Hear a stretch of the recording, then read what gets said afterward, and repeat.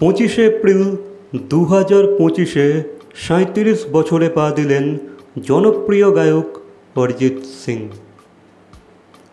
মাত্র 18 বছর বয়সে কেরিয়ার শুরু করেন তিনি।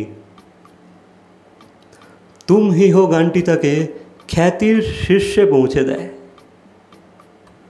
আজ পর্যন্ত 300-রও বেশি গান গেয়েছেন বিভিন্ন ভাষায়। ডিএনএর রিপোর্ট অনুযায়ী তার মোট সম্পত্তি 414 কোটি টাকা। তিনি বছরে আয় করেন প্রায় 70 কোটি টাকা। গান গাওয়ার জন্য নেন 10 লাখ টাকা, আর কনসার্টের জন্য নেন 50 লাখ থেকে 1.5 কোটি টাকা। রয়েছে 4টি দামি ফ্ল্যাট ও বিলাসবহুল গাড়ি। পেয়েছেন ফিল্মফেয়ার, গ্লোবাল ইন্ডিয়ান মিউজিক ও স্টারডাস্ট অ্যাওয়ার্ড। তবুও সাদামাটা জীবন পছন্দ করেন অরিজিৎ।